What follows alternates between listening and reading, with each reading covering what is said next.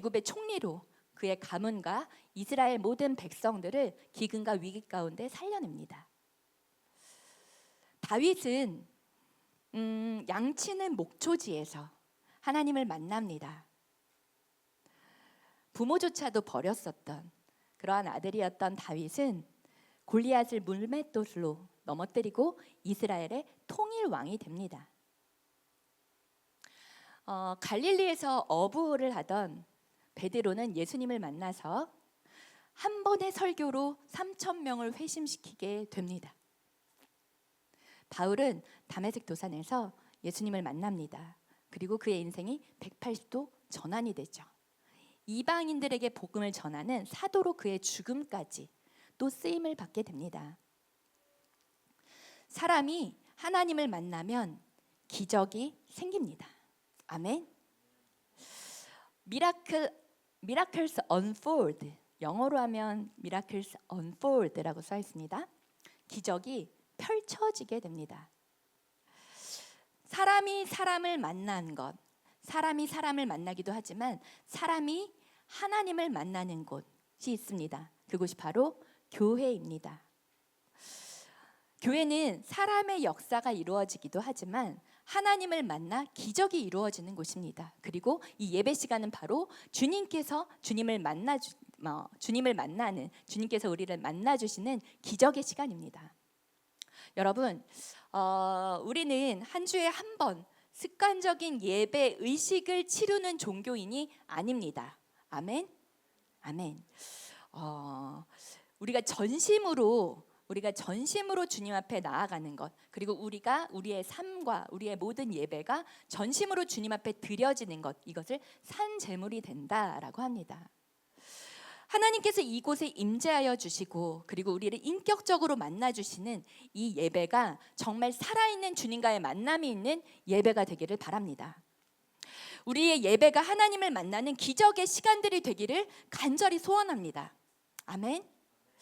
자, 시편 27편 4절 말씀을 우리 함께 읽도록 하겠습니다. 시편 27편 4절 같이 읽겠습니다. 시작. 내가 여호와께 바라는 한 가지 일, 그것을 구하리니 곧 내가 내 평생에 여호와의 집에 살면서 여호와의 아름다움을 바라보며 그의 성전에서 사모하는 그것이라. 아멘. 자, 다윗의 예배를 향한 그리고 하나님의 임재를 향한 간절함이 드러나는 그러한 시편의 말씀입니다. 성령의 임재를 구하는 간절한 예배, 주님의 아름다우심, 주님의 선하심, 주님의 사랑, 그리고 주님의 인격을 만나는 예배, 우리의 예배가 그런 예배가 되기를 간절히 바랍니다. 그러한 예배가 되기 위해서는 약속하신 성령님을 간절히 기다려야 합니다. 성령은 어떤 능력이 아닙니다. 성령은 불과 바람, 그런 자연 현상이 아닙니다. 신기한 어떤 현상, 초월적인 어떤 힘, 그것만이 아닙니다. 성령님은 인격이십니다. 성령님은 예수 그리스도의 영이십니다. 오늘 본문 말씀을 다시 한번 읽어볼게요. 본문 말씀 사도행전 1장 4절 5절 시작. 예수께서 사도들과 함께 잡수실 때에 그들에게 이렇게 분부하셨습니다. 너희는 예루살렘을 떠나지 말고 내게서 들은 아버지의 약속을 기다려라.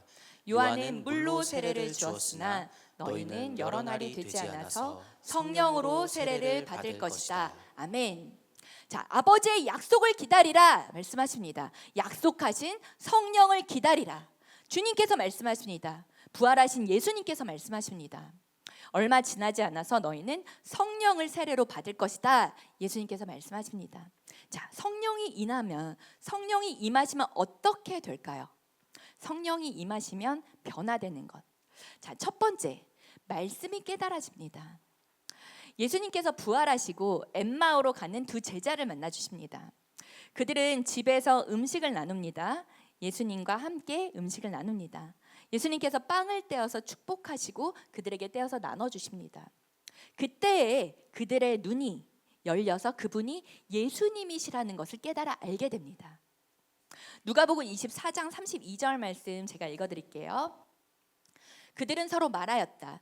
길에서 그분이 우리에게 말씀하시고 성경을 풀이하여 주실 때 우리의 마음이 우리 속에서 뜨거워지지 않았습니까? 예수님의 영이신 성령님께서 임하시면 이전에 보이지 않았던 말씀이 보이기 시작합니다. 그리고 그 말씀이 깨달아집니다.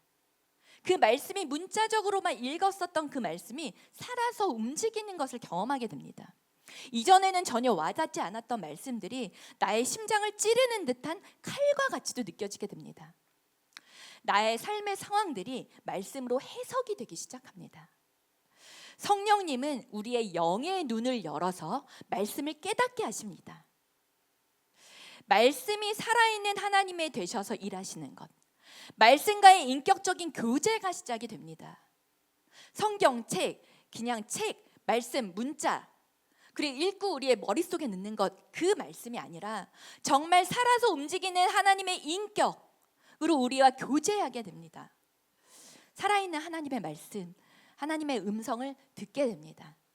자, 요한복음 14장 26절 말씀입니다. 요한복음 14장 26절 같이 읽겠습니다. 시작. 그러나 보혜사 곧 아버지께서 내 이름으로 보내실 성령께서 너희에게 모든 것을 가르쳐 주실 것이며 또 내가 너희에게 말한 모든 것을 생각나게 하실 것이다. 아멘.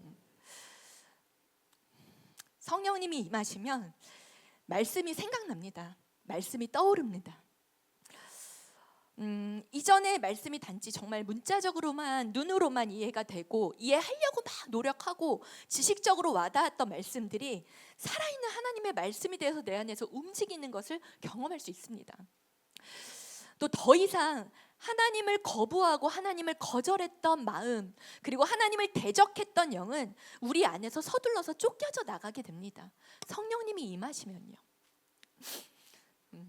성령님은 예수님을 믿지 않았던 불신, 그리고 예수님을 의심했던 믿음 없음을 깨뜨리십니다.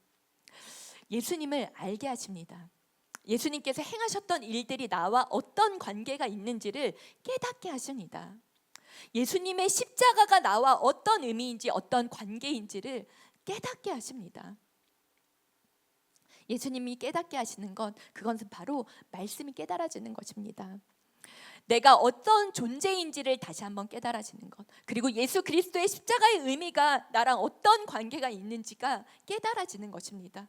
성령님께서 우리 안에서 예수님을 증언하십니다. 예수 그리스도에 대해서 우리 안에서 다시 말씀하십니다. 그래서 우리가 예수님의 증인이 되는 것입니다. 내가 나로서 예수님의 증인이 되는 것이 아니라 내 안에 계신 예수님께서 말씀하시고 예수님께서 예수님을 증언하십니다. 우리가 나를 증언하는 것이 아닙니다. 다시 오실 예수 그리스도, 예수님을 증언하게 되는 것입니다. 우리 안에 성령님께서 하시는 일이십니다. 그렇게 우리는 성령님을 구해야 합니다. 그 간절함이 우리 안에 있어야 합니다. 약속하신 성령님을 기다려야 합니다. 두 번째, 성령이 임하시면 죄가 깨달아집니다.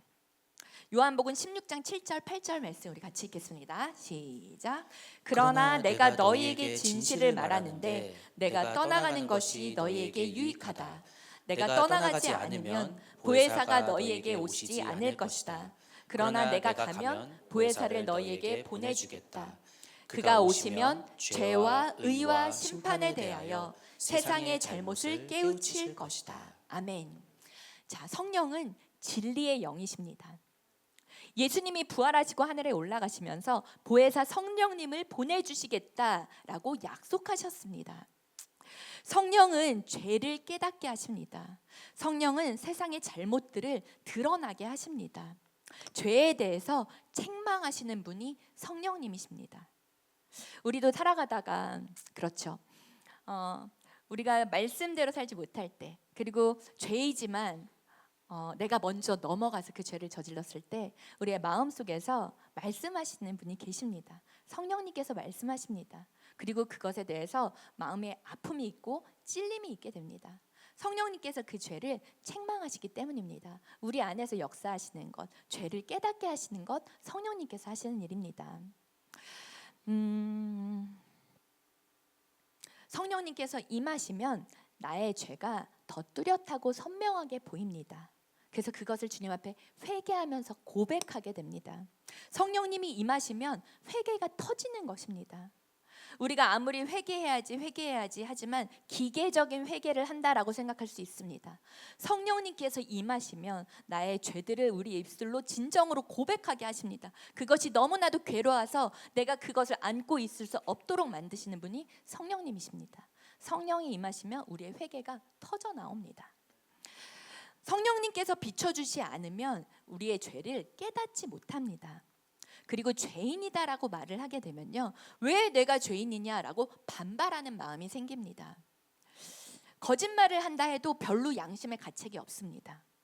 다른 사람을 속이고 또 뒤에서 조정하는 일들 서슴없이 합니다. 그것에 대해서 괜찮다고 생각합니다. 자신의 죄에 대한 무지함이 바로 죄입니다. 죄가 죄인 줄을 모르는 것이죠. 하지만 성령님께서 임하시면 나의 죄가 무엇인지 그것을 선명하게 깨닫게 하십니다. 저의 경우 성령님께서 임하셔서 저의 죄를 비춰주실 때, 정말 영화 필름과도 같이 저의 죄가 쫙 나열이 됐을 때, 사실 제 첫 장면은 저의 첫사랑이었습니다. 왜 죄였을까요?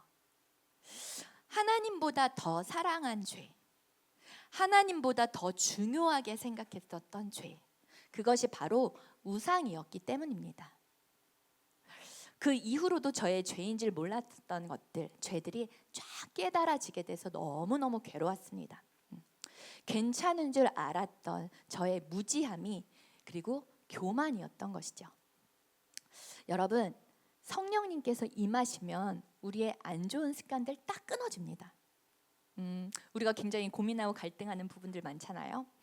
술, 담배, 도박, 마약, 이러한 고민하던 이런 그 속에 있을 때 이것 때문에 굉장히 괴로워했던 어떤 안 좋은 습관들 정말 고민 없이 딱 끊어집니다. 성령님께서 임하시면요. 밥 먹듯이 했던 거짓말 딱 끊어집니다. 이전에 아무렇지도 않게 했었던 일들, 그것이 싫어집니다. 더 이상은 가까워지지 않게, 그리고 하고 싶지 않게 됩니다. 성령은 예수 그리스도의 거룩한 영이기 때문입니다. 세 번째, 성령님께서 임하시면 하나님의 사랑 그리고 하나님의 꿈을 깨닫게 됩니다. 로마서 5장 5절 후반절 부분 우리 같이 읽도록 하겠습니다. 시작. 하나님께서 우리에게 주신 성령을 통하여 그의 사랑을 우리 마음속에 부어 주셨기 때문입니다. 아멘. 성령을 통해서 그의 사랑을 부어 주셨기 때문입니다. 자, 성령이 임하시면 우리 안에 하나님의 사랑이 깨달아집니다. 우리 안에 어떤 사랑을 받은 존재인지, 내가 어떤 사랑을 받은 존재인지, 하나님의 그 사랑이 어떤 사랑인지가 깨달아집니다. 그리고 하나님의 자녀됨의 존재가 무엇인지, 하나님의 자녀됨의 권세가 무엇인지가 깨달아집니다. 하나님의 자녀됨의 사랑과 은혜가 무엇인지를 단번에 깨달아 알게 됩니다. 우리가 아직 죄인 되었을 때 예수 그리스도께서 우리를 사랑하시고 우리를 위해 죽으셨습니다. 하나님의 사랑을 우리 안에 확증시키신 일이 예수님의 십자가의 그 사랑입니다. 그 사랑을 받은 존재가 바로 나라는 것을 깨닫게 되는 것, 그렇게 깨닫게 되는 것, 그 사랑이 내 안에 살아 움직이게 되는 그 역사가 바로 성령님께서 하시는 일입니다. 성령은 사랑으로 우리를 하나 되게 하십니다.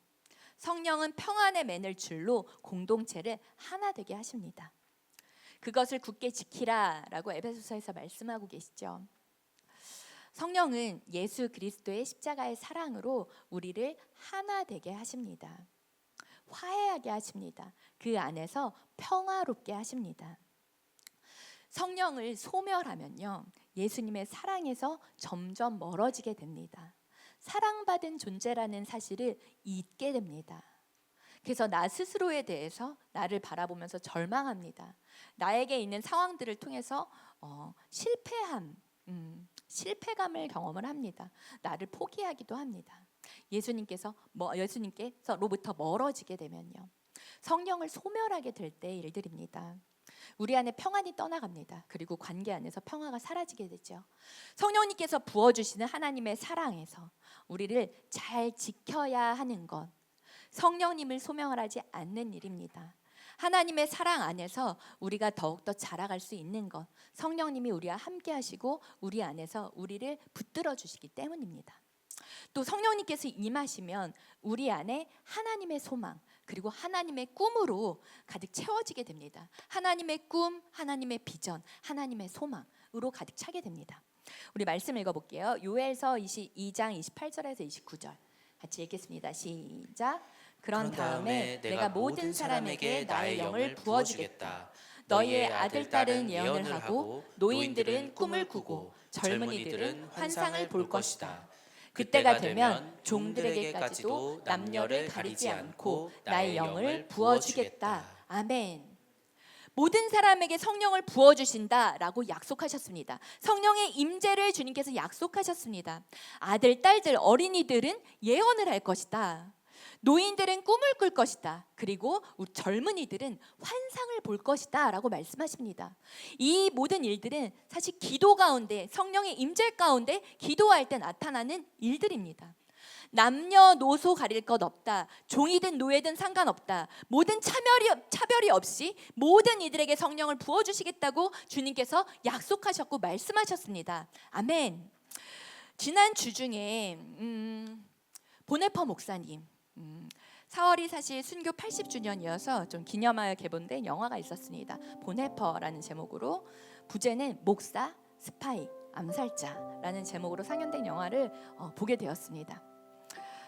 2차 대전 당시에 독일의 나치 정권에 항거하고 저항했었던 독일 루터 교회의 목사님이시자 신학자였던 디트리트 본 회퍼 목사의 삶을 다룬 영화였습니다. 보네퍼 목사님은 굉장히 부유한 집안 출신이었어요. 그리고 신학의 길도 굉장히 탄탄하게 가고 있었습니다. 달리고 있었습니다. 미국으로 유학을 가서 그곳에서 학교를 다니고 유학 시절에 당시에 할렘가에서 예배하던 흑인 교회 공동체를 만나게 됩니다. 그래서 더불어서 재즈도 거기서 처음 접하게 되고요. 여전히 존재하고 있었던 인종 차별의 문제를 신랄하게 직면하게 됩니다. 신앙이 학문이 아닌 삶으로서의 그리스도인, 약한 자들과 함께 하시는 성령 하나님을 그곳에서 경험하게 됩니다. 그의 신앙관이 완전히 뒤바뀌게 되는 순간입니다. 그러던 중에서 고향이었던 독일은 나치 정권하에 이렇게 들어가게 되죠. 그래서 독일로 돌아갑니다. 독일로 돌아가서 유대인의 학살과 하나님이 아닌 히틀러를 찬양하고 선동하는 그러한 곳으로, 그러한 장으로 변질되어 버린 독일 교회를 향해서 신랄하게 비판합니다. 공개적인 비판을 하게 됩니다. 또한 나치 정보국에서 이중 스파이로 활동하기에 이르러서 이것에 대한 고발이 들어갑니다. 탈출할 수 있었던 기회도 너무나도 많이 있었습니다. 그리고 그것이 더 맞다. 그 몸을 보존하는 것이 훨씬 더 많은 사람들에게 유익이 될 거다라는 주변 사람들의 얘기에도 만류하고 다 포기한 채로 결국 보네퍼는 목사님은 히틀러 암살에 가담했다는 그러한 이유로 히틀러 사망 2주 전에 처형되게 됩니다. 디트리 보네퍼 목사님 처형을 기다리는 중에 감옥에서 글을 남깁니다. 죽음은 자유로 가는 길 위의 최고의 축제라는 글을 남깁니다. 영화의 거의 마지막 즈음에 보네퍼 목사님은 수용되었던 사람들과 함께 마지막 만찬을 나눕니다. 예수님이 제자들과 함께 성만찬을 나눴던 것처럼 목사님도 그렇게 나눕니다. 이것은 나를 위해 찢긴 나의 몸과 그리고 흘린 피다. 죽음을 앞두고 예수님의 희생을 기념하면서 빵을 떼어서 나누는 장면 속에서 정말 예수님과 연합을 이룬 듯한 보네퍼 목사님의 모습을 보게 됩니다. 또한 교수 형장에 오르면서 바라봤던 하늘에 한 줄기 빛이 비춰집니다. 하늘의 소망을 가지고 이 땅에서의 하나님의 공의와 사랑을 그리고 하나님의 나라를 세워가는 모습을 보네퍼 목사님 통해서 보게 됩니다. 이것이 바로 성령 충만한 그리스도인의 모습입니다. 우리가 성령 충만하다라고 했을 때 떠올리는 모습들, 어떠한 모습들인가요? 진정 우리의 삶 가운데 주의 말씀대로 하나님의 공의와 사랑을 찾아가고 그리고 세워가는 그러한 진정한 그리스도인의 모습, 우리 한 사람 한 사람에게 약속한 성령을 기다리라 하셨던 주님의 말씀은 바로 거기에 있습니다. 주의 성령이 임하시면 너희가 권능을 받고 예루살렘과 온 유대와 사마리아 땅 끝까지 이르러 내 증인이 되리라. 내가 살았던 삶을 너희가 살 것이다. 그리고 살게 할 것이다. 성령님과 동행하는 삶입니다. 성령 충만한 그리스도인의 모습입니다. 성령님이 임하시면, 인격이신 성령님께서 우리 안에 임하시면 하나님의 사랑이 우리 안에 부어집니다. 성령이 임하시면 하나님의 꿈이 우리 안에 부어집니다. 그래서 우리가 감당할 수 없는 것까지, 우리가 감당할 수 없는 길까지 나아가게 되는 것입니다. 우리가 한다고 의지적으로 나아가는 그것이 아니라 성령님께서 임하시면 우리의 모든 것을 사로잡으신 성령님께서 주님의 사랑으로 우리를 이끄십니다. 우리를 이끌어 주십니다. 우리 같이 사도행전 1장 8절 말씀 같이 한번 읽어보도록 하겠습니다. 시작. 그러나 성령이 너희에게 내리시면 너희는 능력을 받고 예루살렘과 온 유대와 사마리아에서 그리고 마침내 땅 끝까지 이르러 내 증인이 될 것이다. 아멘. 자, 약속을 기다리라. 약속하신 성령을 기다리십시오. 성령을 구하십시오. 성령을 우리의 삶 가운데 받아들이십시오. 성령님 내 삶 가운데 임재하여 주십시오. 내 가장 깊은 곳까지도 성령님 임재하셔서 나를 다스려 주십시오. 그러한 간절함이 있기를 바랍니다. 성령님을 의지하십시오. 성령님의 인도하심을 받으십시오. 그리고 믿으십시오. 성령님께서 일하실 일들을 하나님의 꿈으로 하나님의 소망을 우리 안에 부어주셔서 성령님께서 우리 통해 하실 일들을 기대하십시오. 구하면 주시겠다고 약속하셨습니다. 주님은 말씀하신 바 반드시 이루시는 하나님이십니다. 지금까지 그 모든 일들은 하나님의 약속 가운데 이루어진 일들입니다. 주님께서 약속하신 것들을 붙잡으십시오. 믿으십시오. 그리고 구하십시오. 그리고 주심을 믿으십시오. 반드시 성령님께서 우리를 변화시켜 주십니다. 교회를 세우시고 주님의 나라를 이 땅 가운데 세워 가십니다. 누구를 통해서요? 우리들을 통해서요. 성령님과 함께 동행하는 우리들을 통해서입니다. 그 일에 우리를 사용하실 것입니다. 그리고 우리 교회를 사용하실 것입니다. 성령 충만함을 받으라. 믿음으로 구하고 그리고 약속하신 성령님을 기다리든 성령님의 임재하심과 일하심을 간절히 기대하고 사모하는 우리 라이트하우스 홍대 되기를 주님의 이름으로 축원합니다. 아멘. 우리 함께 자리에서 일어나셔서 함께 찬양하겠습니다. 마지막 날에